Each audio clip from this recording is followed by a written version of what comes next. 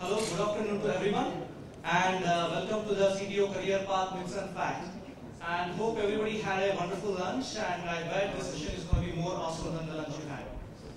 And in this session, we are going to discuss about what is CTO role is all about, and is it just a fancy title, or India really have a true blue CTO role?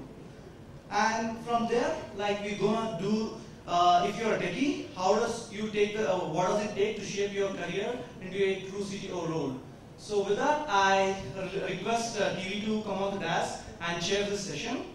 And let me introduce the TV to all of you, and his name is Tathagat Varma. So in Batra, we call him TV.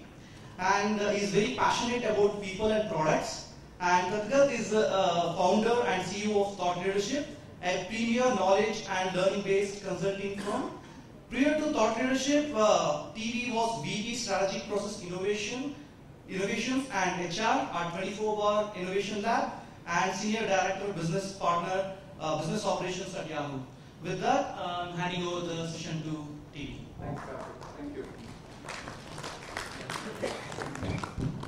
So good afternoon, everyone. And morning when I saw Inkesh standing here, the thought that went in my mind is that the moderator is actually allowed to stand here away from the panel.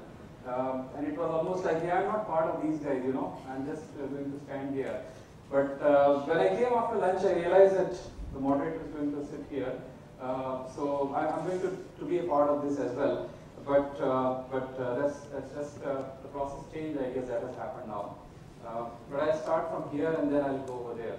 Welcome to the panel discussion, and we're going to have a conversation on CTO career paths, myths and facts. And I have a great panel here that's going to join us and share their perspectives on that. Before I invite them here, I just wanted to kind of set the context for what we're going to talk about today.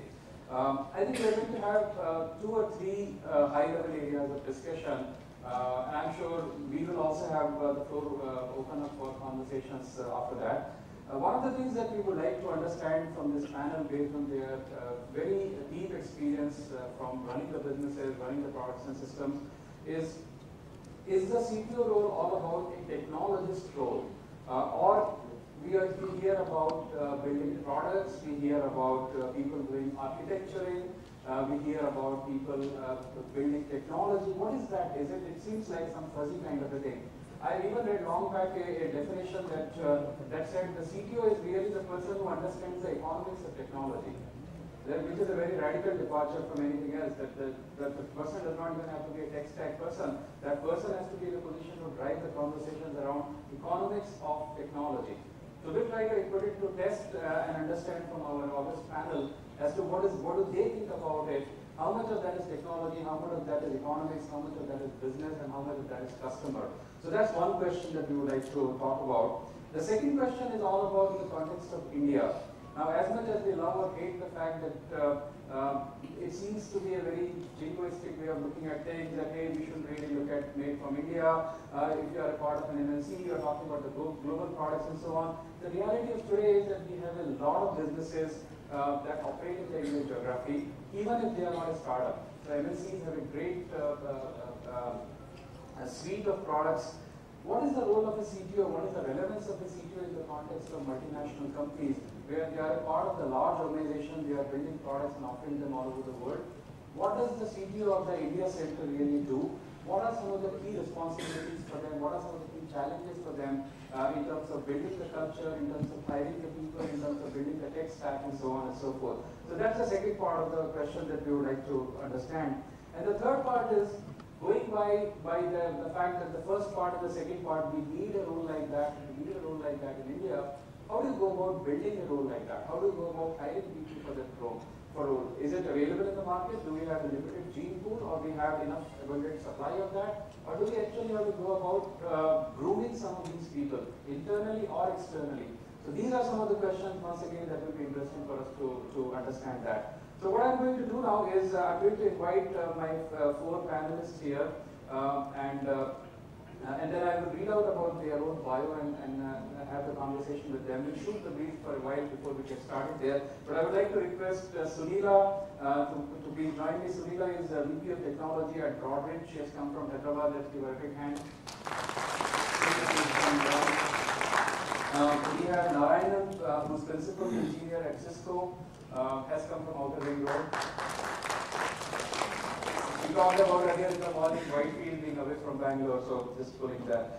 We have Amit Sharma, who is the Chief Architect at ADP, and once again Hyderabad, let's give him a big hand. And then finally we have Atul, Batra, who is the CTO at Manthan, and has come from Whitefield, I guess, or Outer Ring Road. Okay, so we have these four panelists here, and what I'd like to now talk about is basically, I'd like to start talking a little bit about Sunila and then opening up the conversation with you, ma'am. Sunila has over 30 years of experience in developing, designing and architecturing data-driven solutions with focus on banking and the financial services domain for about 8 years. She drives the architecture center of excellence and plays key role in big data and data science practice at Broadbridge.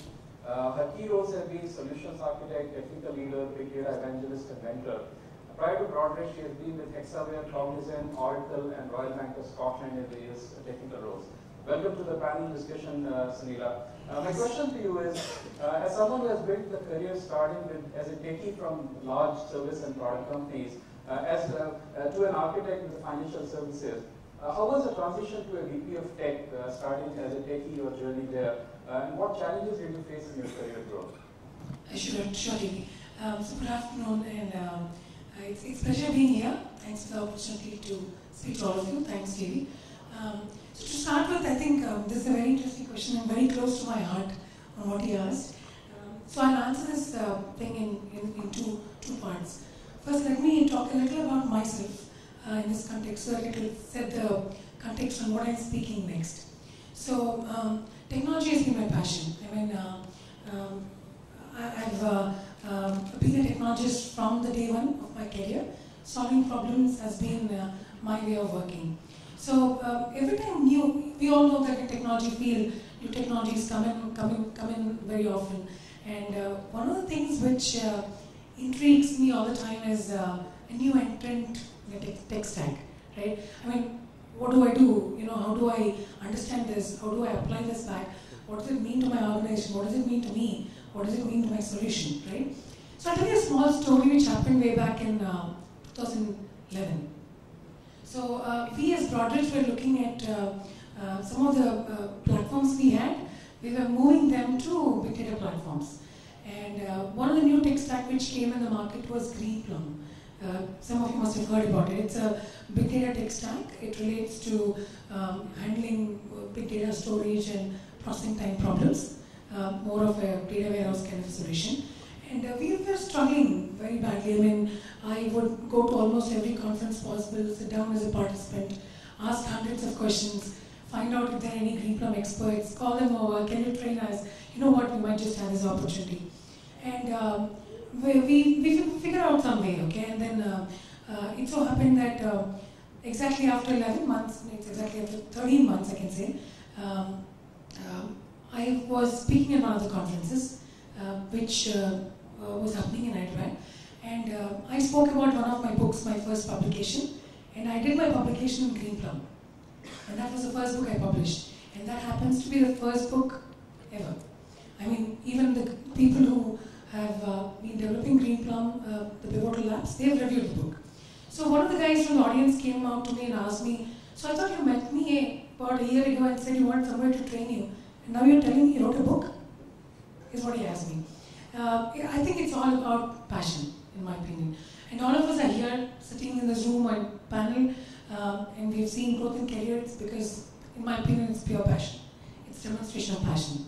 So we demonstrate in all ways. So now I'll switch to the other question T.V. was asking. He was talking about, what are the challenges you faced and how did you move? I would not call them as challenges. I would call it a perspective, if you ask me.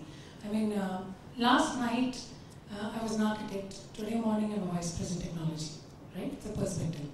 So last night it was like, what new technologies came in? wow, I think we should use MongoDB. You know, it's fun. I want to add to my resume. Today morning, it's like, why MongoDB? What does it mean to the organization? Why should I go in for it? So it's exactly a perspective change, right? So the first important change I have seen in this transition is it's not about individual excellence, it's about being an influencer. So you move from being an individual contributor or being, showing what you can do on the floor towards how you can influence people.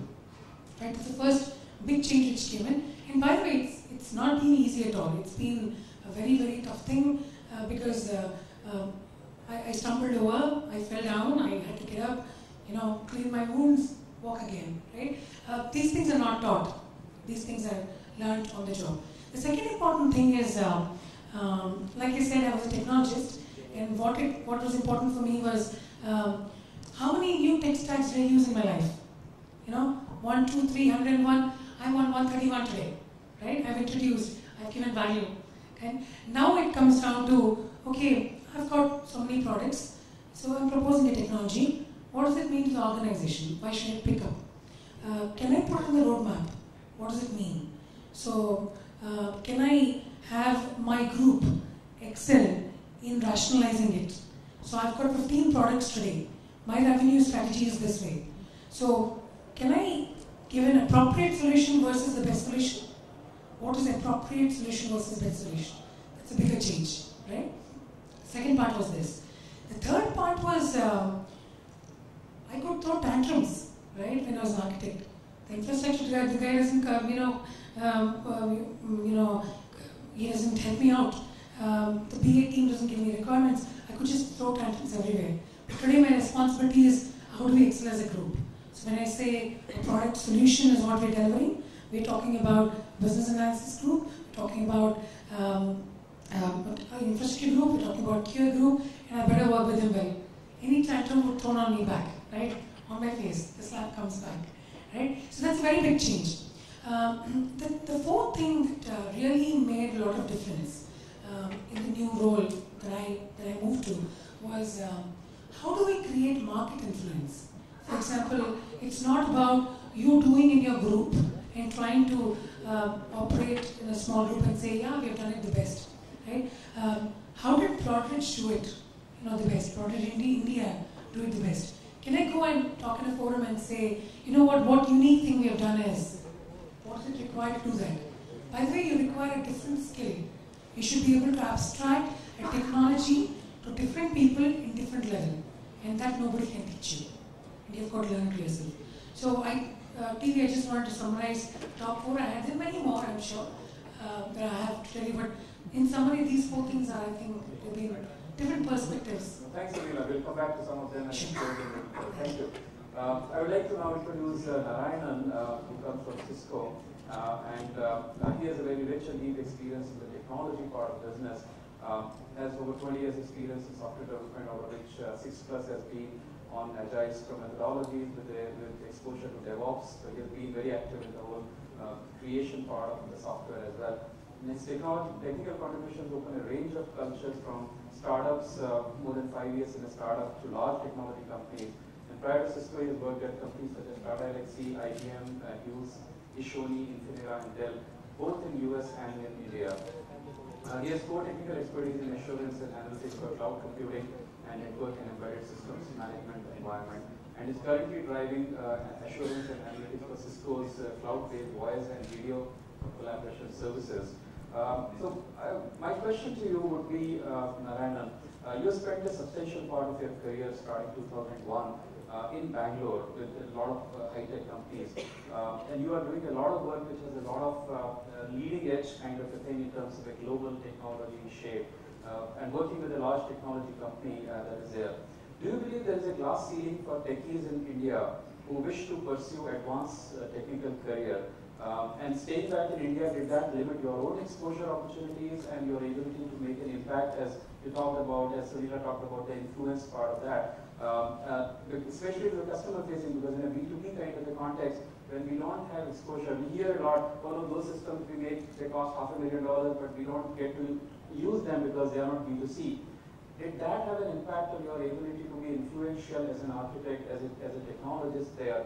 If you would like to share some of those points. Sure, thanks TV. Thanks to everyone for making it today. How many of you are from Cisco? None, good. So, oh, there's one. So, I need to be careful on what I'm going to say now. Right? Okay. Jokes aside, perhaps I'll just give a quick 2-minute story of TV. You mentioned about 2001, right? So, 2001 is when I came back to India.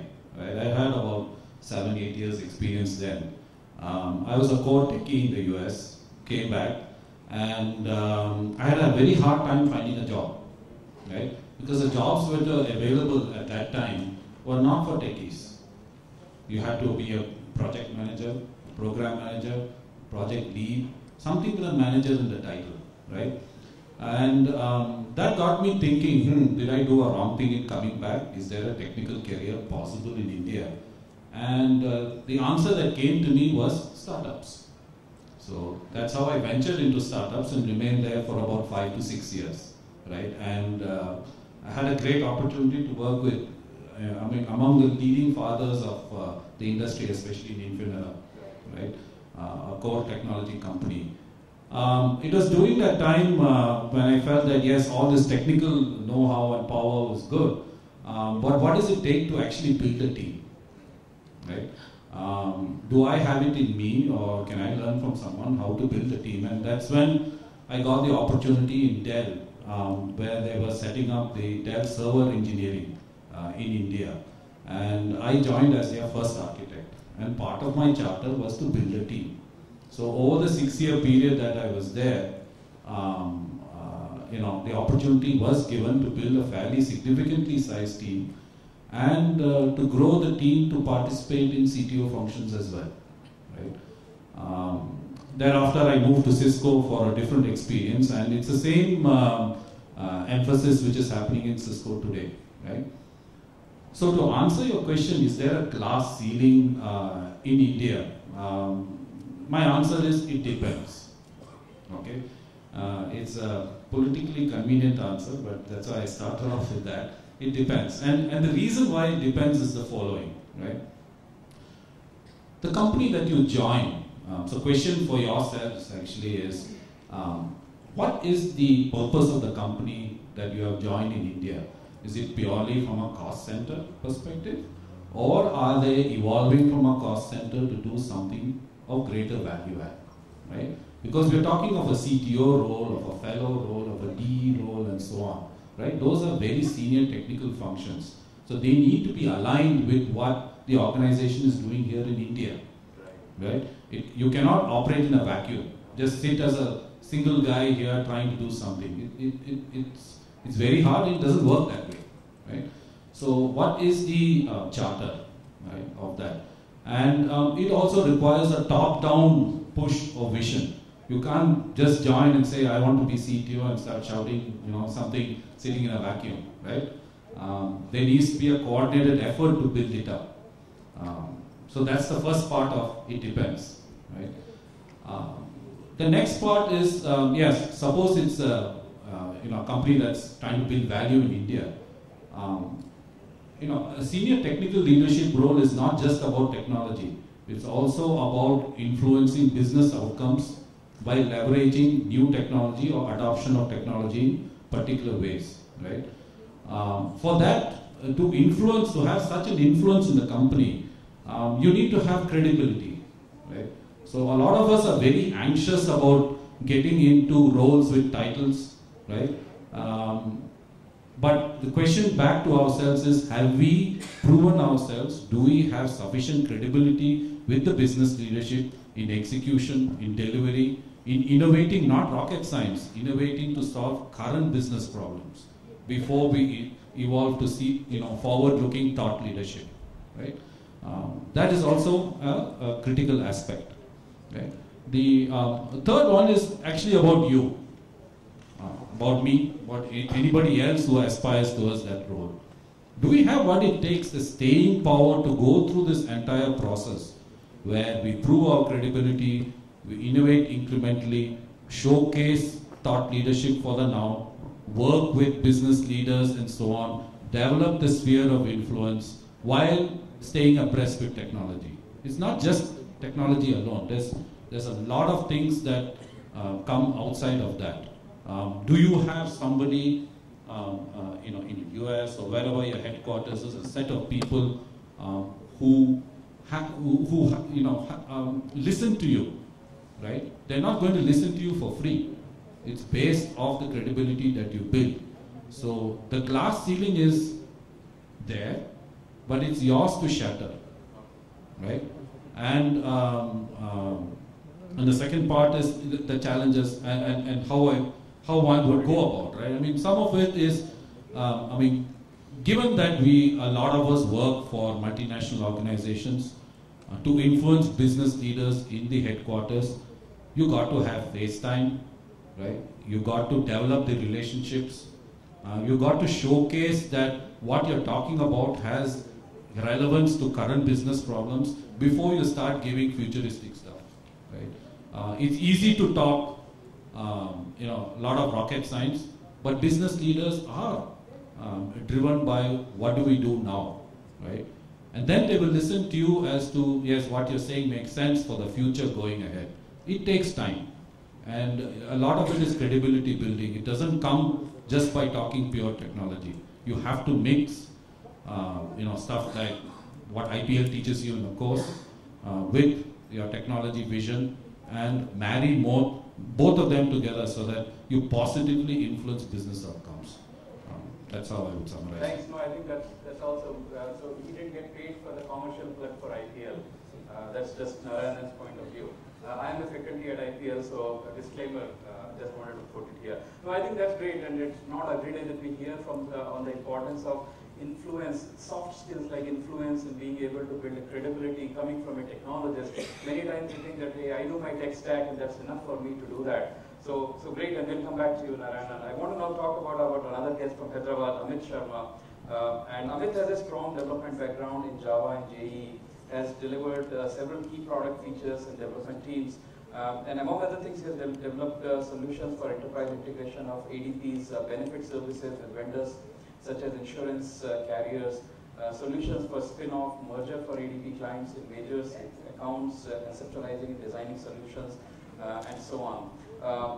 One of the things I was going to his LinkedIn profile and I recognize that he has pretty much built his own career in only one company, which is quite an admirable thing given the fact that today mobility is an accepted part of being a professional. And then that's one unusual thing. And the second unusual, the reason I'm calling it unusual, if that's okay with you, Amit, is because you don't get to see that very often nowadays. And the second thing was that he was a dev manager. He was a regular dev manager. He didn't have to put himself out of the comfort zone of what Pinkesh said earlier, kitne aadmi the kind of a thing, right? He was probably like any of us who said, okay, I'm now having 10 people reporting to me, so the next career progression means 20 people should report into me. But then he left it all aside to pursue a technical individual career. So my question is, why did you decide to become an architect? And what were the key challenges for you in this role as you moved from being an engineering manager to an architect? And also you've been with the same company for your whole career. In what ways do you think that has enhanced your career, especially as a technologist? Sure, TV. Thanks for the opportunity and thanks everyone for joining us.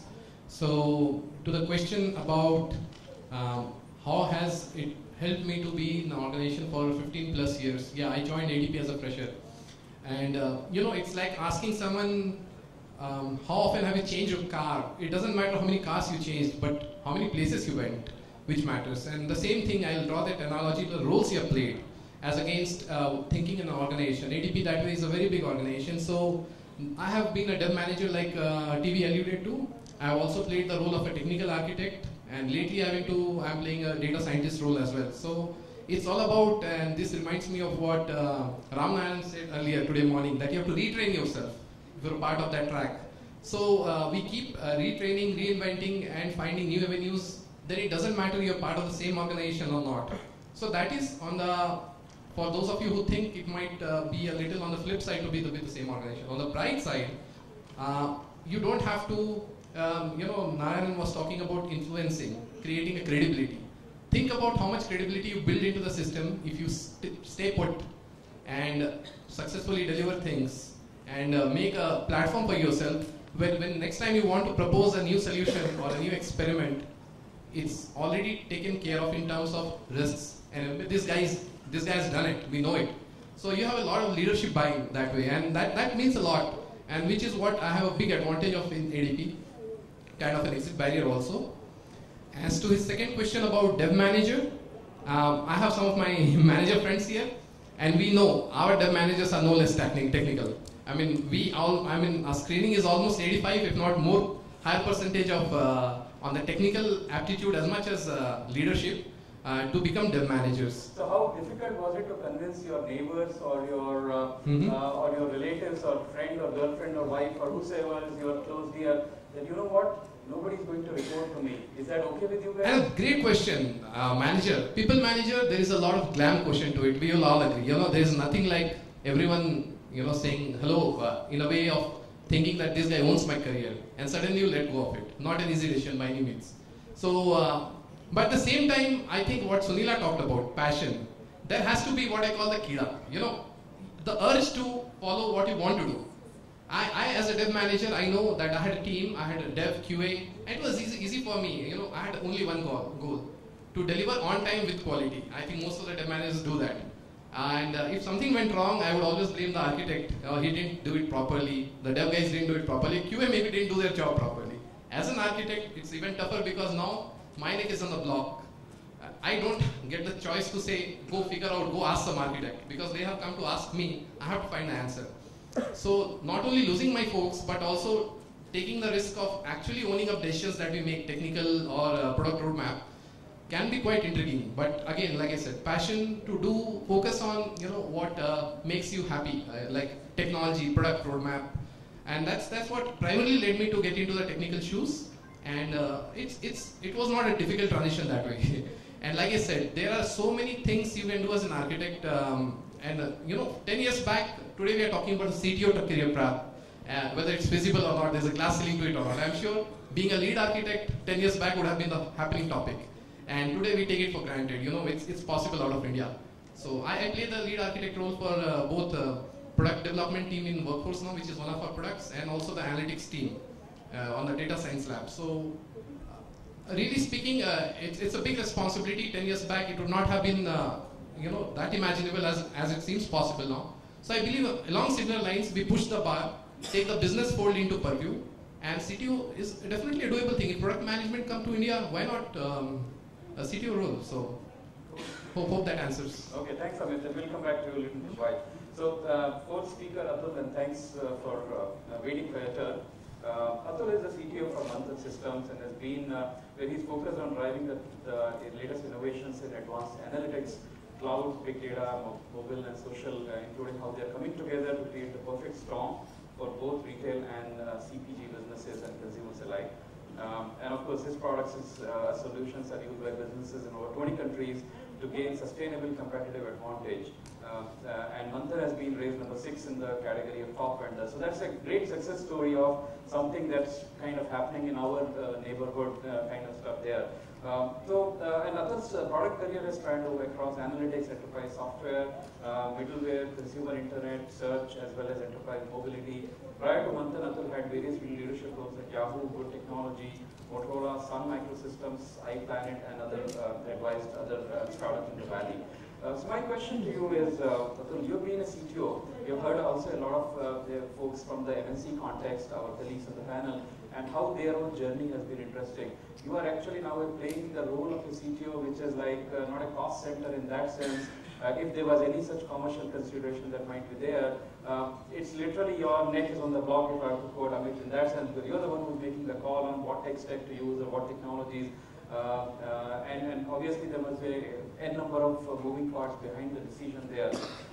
In addition to that, you have also played a lot of roles in multiple other companies there. How do you think those experiences have shaped your career from US to Bangalore and working with various tech companies there, so that they allow you, they facilitate you, they enable you to work in the role of a CTO of a company like Manthan? So thanks, Stevie. Good afternoon, everyone. Great to be here. So I think there were multiple questions there. since I'm slightly different from the rest of the panelists in terms of not working for MNC currently, so to your first point... building an MNC. Correct. Yeah, we actually work globally, and I can talk about that. But there's been a ton of learning throughout the career, right, to get to this point. So in terms of my current role, at a very high level, the role is about driving innovation, right? We're all in the business of innovation, so both technology innovation, product innovation, business innovation, right? What that translates to on the ground here, so I lead product engineering, which is, dev, QA, program management, design, like we have one of our design people here, a little bit of product management, again, we have one of our product managers here. The second piece would be around driving operations and support. So Manthan, over the last couple of years, we pivoted to a SaaS model, right? So that becomes very, very important how you, support and sustain your customers. The third piece is around IT and infrastructure, right? So essentially, that's the role that I play currently. A little bit of structure, since Manthan is a company based out of India, so we have a business unit structure. So essentially, Manthan has about 14 products that we take to the global market, focused around 3 industries. One is retail, the other is what we call online or e-commerce, and the third is around CPG, right? So basically, me and my team are responsible for building the technology platforms, underlying all of those products that we take to market, right? On the other point you raised, TV, around challenges in a challenges and opportunities in a CTO role out of India. I like to think of it as, we are truly a global company today. Like you said, we are in over 20 countries around the world. Manthan is a little bit atypical because when we started, we didn't start doing business in India, right? It's not because we don't love India, but we went where the mature economies were. Because 11 years back, when Manthan got founded, analytics was not a fashion statement. So it was really about where were the systems automated, where was a huge amount of data being generated. So that was clearly the US, Europe, Southeast Asia to some degree. So that's, Manthan has had a global footprint in that sense. So, kind of the question is, how do you operate effectively in a CTO role working on a company that has global geographies? Much more than just, the fact that you're based out of India. And I think even there's a new trend now. I mean, if you look at all the startups, the innovation in Silicon Valley, right? Why is that so? Because all the early adopters of technology, historically have been in the US. And at Manthan, we are starting to see that where a lot of focus on, spending on technology being a competitive weapon. And I think e-commerce is kind of one of the drivers there. But even the large, historically, the large brick and mortar retailers are now really investing in analytics and, a lot of infrastructure to better understand their customers, do much better merchandising decisions and so on. So really, I think that's sort of a big seismic change happening in India. As people build startups here, you'll have all your early adopters in India as well, right? So you don't have to mimic the Western markets. That said, Manthan has, kind of evolved through where the markets were, and today we actually do business in India. We work with one of the largest retailers in India without taking their name. We have a lot of interest from all the large e-commerce players as well, right? In terms of, customer analytics, merchandise analytics, supply analytics, and so on. So it's a very fast-changing world. And you feel that being a CTO of an Indian company that's looking at serving customers all over the world, being based out of India and not having a first-hand understanding of the customer markets where you build your product and services to, isn't really an impediment. You are able to operate without any impact. Certainly challenging when you have global markets to deal with. So what Manthan has done, although all of our core product teams sit out of Bangalore, we have offices around the world. So we have, we've just opened up an office in the Bay Area. We've had an office in Phoenix, Chicago. We're opening one on the East Coast. We're in London. We're in Latin America, Singapore. So we have a good structure in the field where we have pre-sales people, solution architects, obviously sales, marketing, product managers travel a lot. To give you an example, the largest conference for retail is called NRF, National Retail Federation, happens in New York, beginning of January.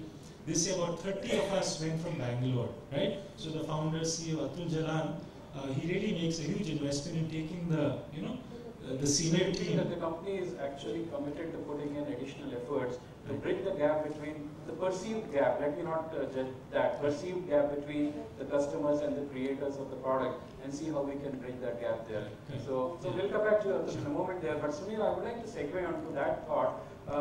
Now in the context of we heard from Manthan, an Indian company which is trying to build a product for a global market, how do you compare and contrast that with an MNC and someone like Broadbridge, which has a US-based presence and probably customers more globally there? Sitting in India, how do you see the challenges and the asks of your role? And how would you address the problem of being perceived as remote from the customers? What would be some of the innovative ways in which you would try to bridge that gap? That's an interesting question, and we've been having quite a few challenges on this front. To start with, if you look at Broadbridge, Broadbridge India is more of a back office for Broadbridge US. So we have markets in the US, we have markets, we have clients in the US, UK, Australia, APAC, and many more regions, right? So in terms of decision making and P&L, again, slowly transitioning is happening. What we've seen in Broadbridge India in the last 3 to 4 years, which has been dramatically changing, is the control, the product development, ownership is slowly moving to India, which was not the case earlier. So they're having more trust in us. They know that we're technically capable. They know that we deliver. They know our strengths, so they're moving it to us. Now, the second level of what we do beyond this is what you asked, right? We've got global markets, and how do we do it? I can tell you in the last 25 months, I've traveled 28 times. Wow.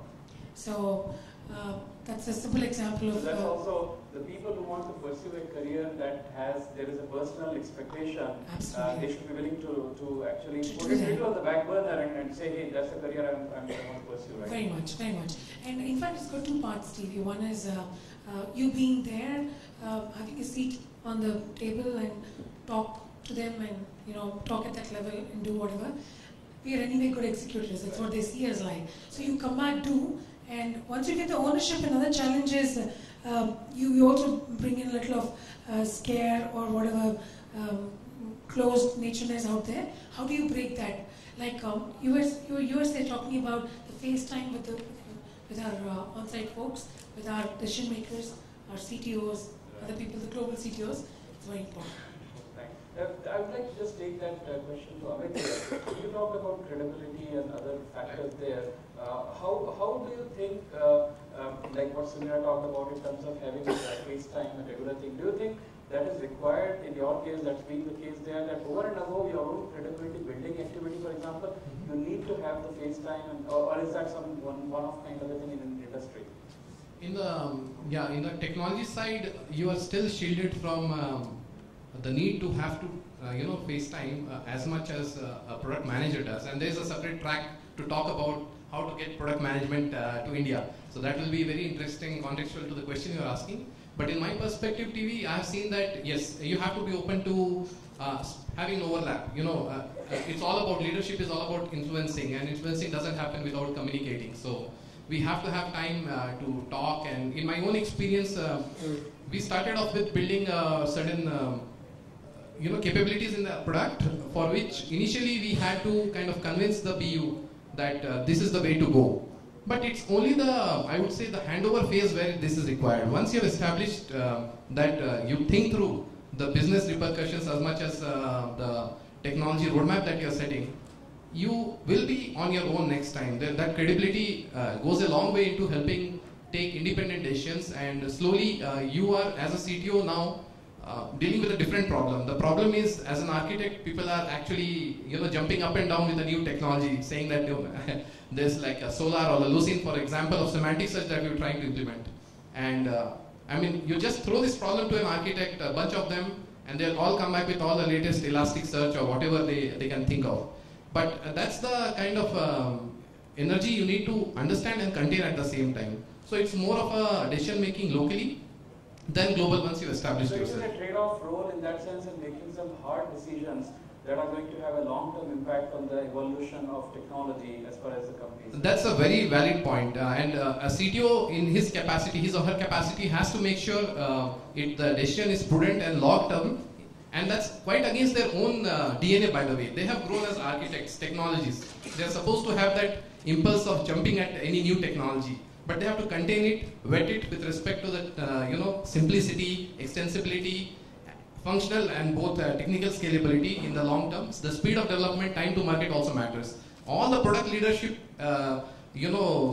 acumen has to apply on top of the technology muscles they have in order to really become a successful CTO. So yes, they have to, and it's a struggle.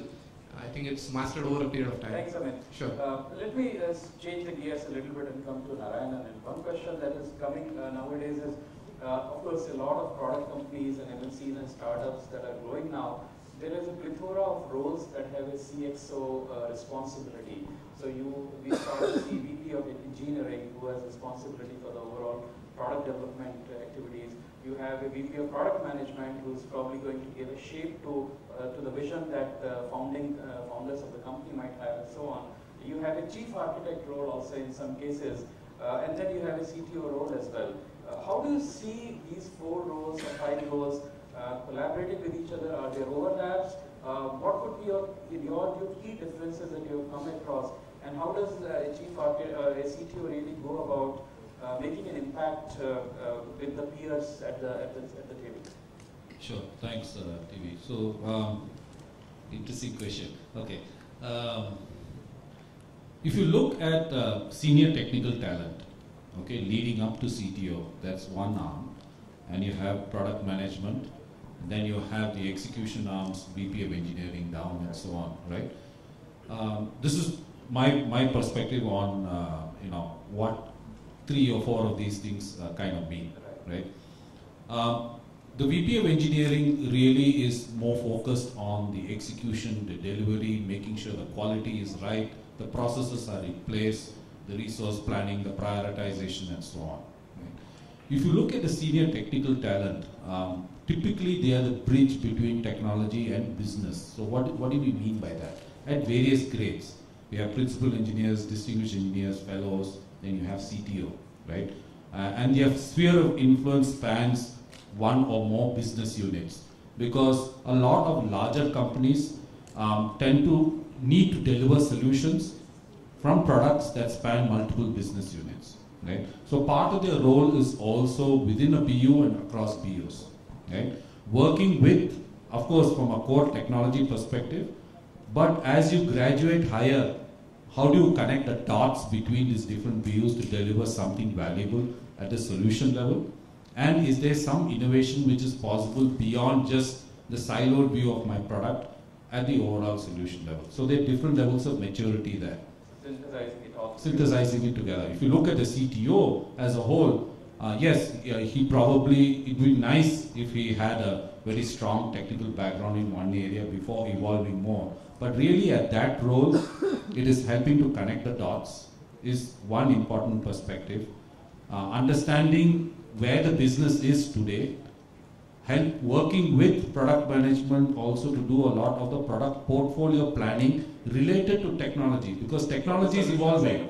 Correct. Because technology is evolving, and you need a pair of eyes to see if what the business is doing today has relevance 5 years from now. Otherwise, you'll be out of business, right? How do you make those critical transitions and accessions, and how do you groom your talent and help to steer the organization along with product management to deliver new set of products that could potentially address upcoming stuff, right? It is a team effort. No one person can just do this alone, right? So the portfolio planning is part of that. Chief architect, what I've seen is more core technology focused. He is less, business focused. CTO has to be, right? This is not just a technology role. It's assessing technology, its impacts to current business, where the business should go, working with product management to see what that would mean, and with other business leaders. Can we say that, for example, as Amit was saying, for example, a chief architect or an architect could be somebody who's really deep expert on 1 or 2 of the chosen areas, but which is the right solution for a given context is really the CTO's call in terms of making the hard trade-offs that might be needed. Yes, you could simplify it that way, but the CTO really relies on his fellows, his PED community, and which is it's a not senior just about technical tech talent. It's about really having a wider network. You got to. So You have to have that amount of breadth and that intuition to stitch between the things. Okay, thanks. I want to ask one question to Atul, and then I'll open up for our Q&A. Again, as usual, I have two questions here. One is, do you believe that the CTOs from India have come of age? They have a global respect to be treated at par with their peers in the valley or in other tech hubs? Number one. Number two, when do you believe we are going to have a woman CTO coming from India? I didn't want to ask this to you, Sunila, because I want men to be accountable for it equally. So I would like to ask Atul here on this panel. Very good questions, TV. So I think the growth of a CTO can be reflected by the growth of a company. And if you see what's happening, I don't know how many of you saw, there was an article the other day that ranked Flipkart, I know we had Sharan earlier, in the top 10, highest valued startups in the world, right? So that's a very good metric. If you look at the InMobies, if you look at what Manthan is doing, right? And I take little credit, I've been around for a couple of years. Company was founded, 11 years back. But essentially, I think if you see the benchmark these companies are setting, I think that's a reflection on all the roles, not only the CTO. I believe the CTO is a very critical role, particularly in India, because it's a little bit more nuanced versus the MNCs where there's a lot of focus, like Narayan was saying, marrying business and technology at a very holistic level, right? In India, it's a kind of a jack of all trades role where, you're doing a bunch of things. But you certainly don't feel it's an inflated title that, hey, I need to have somebody and there's no way for me to get a talent there. So because there might be a tendency in a 20 people company to give a lot of titles, which otherwise people might feel are a little inflated compared to the industry peers. You feel that is not right? Yeah. I think it's a little bit CTO plus role here because typically if you look at most of the startups, the growth stage companies in India, you're also running engineering, right? So you're doing more than pure CTO role. I think that will change over time because there's a reason, the rest of the world has very well defined chief architect, CTO, chief product officer role. So I think those structures will come as companies mature much more. But I think, you will see among these companies in the next 5 years, right? We'll have many more billion-dollar club companies, right? And it will be a reflection on all of these roles and the entire team, in fact. With respect to, women, when do we have a woman CTO? I think we have very good examples in the industry. I mean, CXO level from India, right? We have one at Cisco, we were just talking about that earlier, right? I think it's a matter of time. In India, you think? Absolutely, in India. I mean, if you look at Manthan, I think we always work on the metric of, having more, male and female, equilibrium in the company. So we have a lot of smart talent, who are ladies, and I think they continue to grow in the company, and they, sky's the limit. Yeah, I wanted to ask you because most of us know MNCs typically have a corporate program to promote diversity and opportunities. I wanted to really understand how Indian growth companies are really addressing it, even in the absence of any other frameworks or expectations. What are we doing really about it? So, yeah. I mean, I would say, companies focused on the top line and the bottom line, growing revenue margins, right? I think we're seeing, more women at work in principle, so I think there's more opportunities to get there. Okay, cool. Thanks a lot. So with that, I would like to open it for if we can have our volunteers with the microphones. Please let us know if there's to a specific panel member that you have questions. Yeah, my name is Manesh. I'm from ABB, product line responsibility. I have a question. Basically, the panel talked about the roles of technology and technologists and chief technology officers. India is known for having a modern amount of technical skills. A lot of people in the technical roles, at least the initial career path. When they reach 10 years, 10 year plus, we end up with having no options but taking project managers, program managers, or nowadays the product it is started coming, like more of R&D services are coming to India. So what challenges we have in India that to grow more those technical roles and then take more of the chief technology So we officer. even have that nature of work that warrants somebody to kind of pursue that career and have a role like that, or they have Yes. they are forced to become a people manager. Yes. So there is a glass ceiling that stops their growth from a technical Absolutely. point of view there. Absolutely. Any of you, is it to anyone specific or anyone would? No, I think anybody can take it. Sunila or Narayan and anyone. Okay, so you already told whom you want them to. So I'll take this question. In fact, I can tell you one thing. I'm sorry, I didn't get your name. My name is Monesh. Monesh. Monesh. Monesh. Thanks. So I'll take this question. In fact, I've been an individual contributor from the day one of my career. So I think it's about putting one's foot down and saying that I'm interested to be a specialist in something and getting into management. That's one part of the individual aspect of it. Right? The second one is also the way organizations are looking at it. Right? For example, I'm seeing this happening more often in many organizations, including Broadbridge, where we are valuing individual contributors. So we are saying there is a need for somebody to be an individual contributor, not have reportees. You were talking about number of reportees, right? I think the culture is shifting definitely. Very clearly in the market, people are seeing a difference between what value specialists hold versus what value a generalist hold, right? For example, take an example of Amit. Amit has moved from a generalist to a specialist. That itself is an example of what made him move. He was talking about his personal passion, drive. But secondly, it's also about the opportunities. Every company, I think we were also talking about in the panel on how do we convince our leadership people on the need for such thing. I'm 15 years old in the market. I bet I have 50 people reporting into me. That's no more the case today.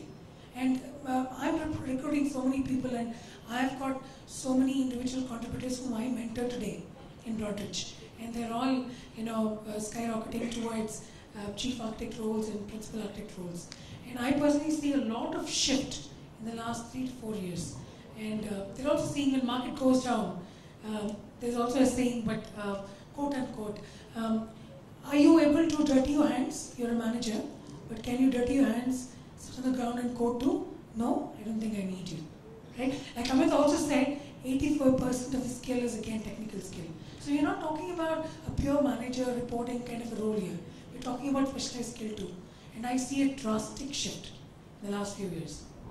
I just add to what Sunila said because I can relate to the experience, Manish. The thing is, you have to, as leaders, somewhere being from the, we are kind of lagging in this game, but we need to own up our careers. We have to show examples of what we can do. It cannot be make me a CTO or make me an architect. That doesn't work, at least more so in the leadership circles. I think when at this cost of sounding like cliche, I would say that. So I would say innovation is one good stream to hold on to and see what you can do to innovate in your product.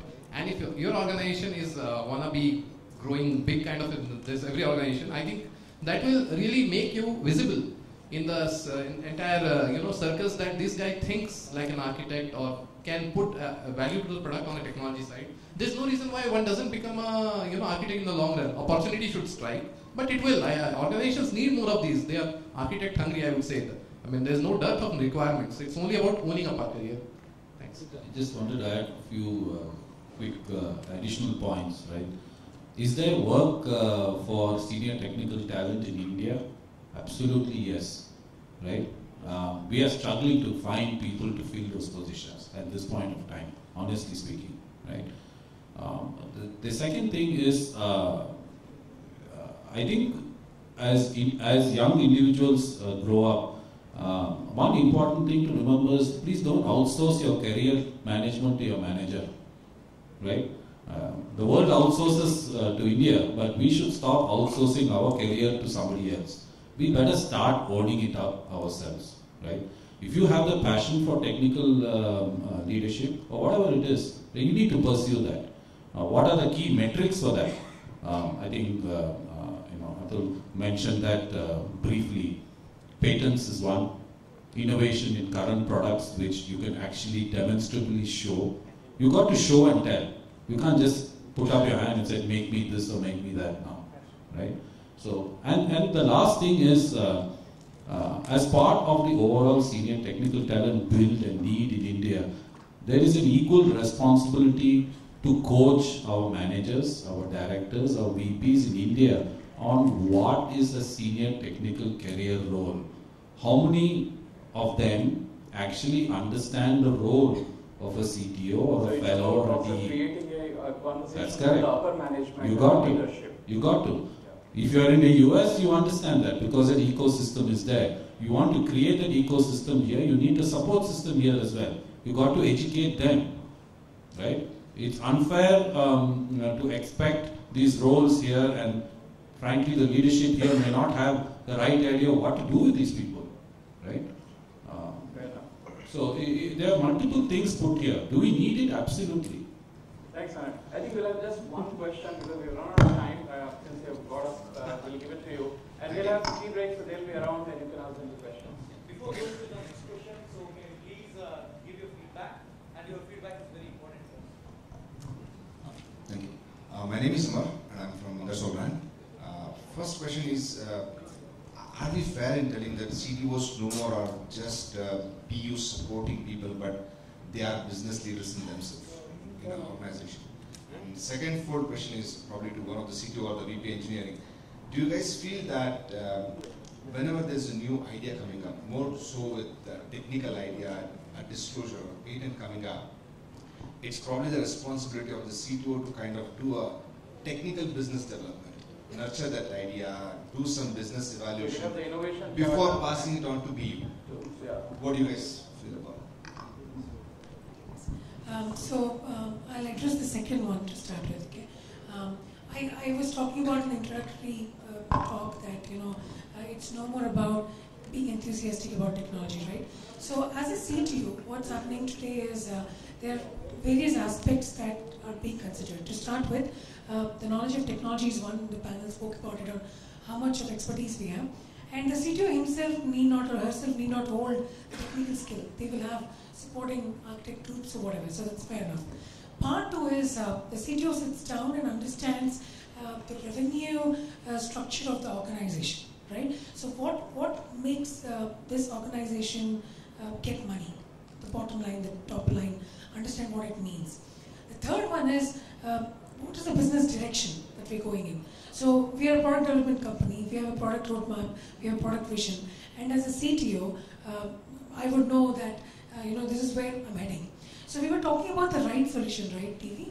I would not call it optimal too, right? The role of the CTO is to give an appropriate solution, right? What do we mean by appropriate? Now, if you look at the spectrum of firms, the firms we have today, one extent is we're talking about product development companies which build cosmetic products. Like, there's a telephone, I have iPhone 1, do I need iPhone 6?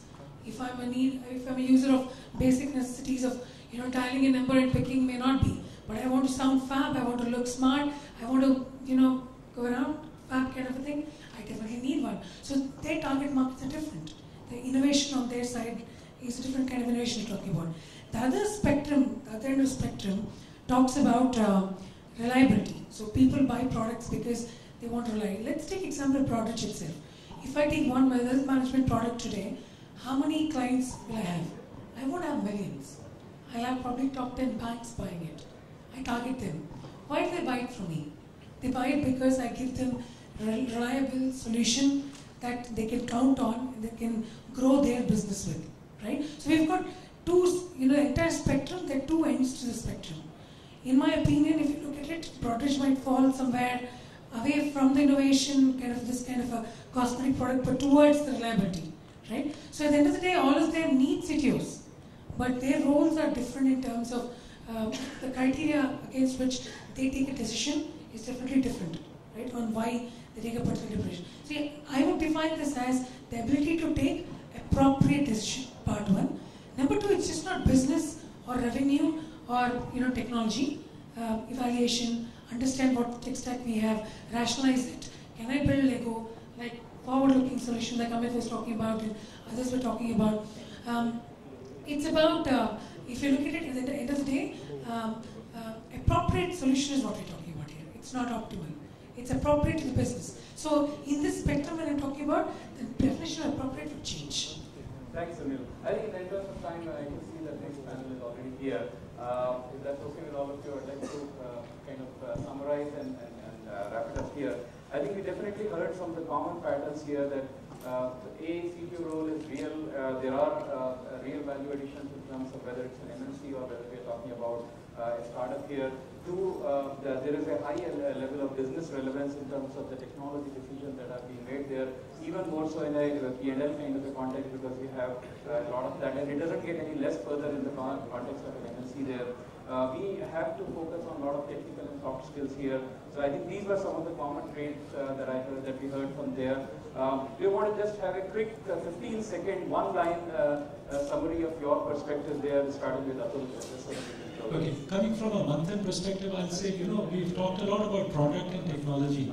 When it comes to a CTO role, the other piece is the adoption and monetization. So a CTO is, very critical in making sure there's a very strong tie-in there, right? And we have this conversation all the time. My VP product management is here. Every time, a new product idea comes up, we see, is it core to the company, is it non-core? And where, there's a very good example. The gatekeeping part of that. Apple, everyone talks about how many products Apple has. No one talks about how many products they don't have. That's for a reason. They have $150 billion in cash, right?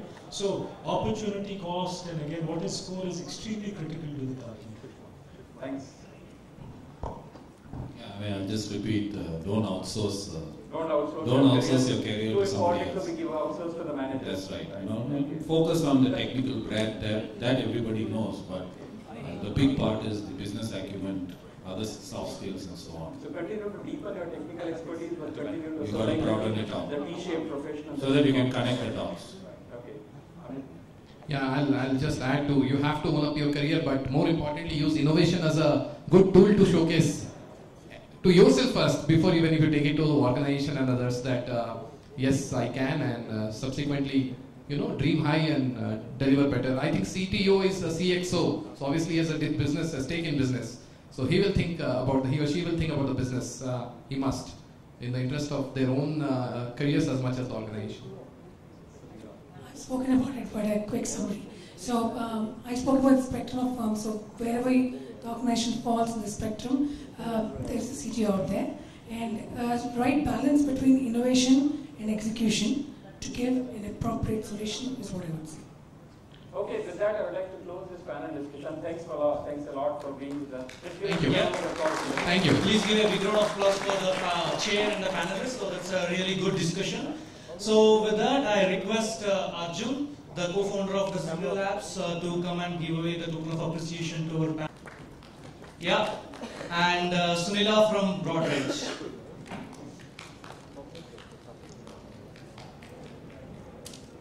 Yeah, and I request also TV, our chair, to kindly come and receive the token of appreciation. Thank you all. Thank you all.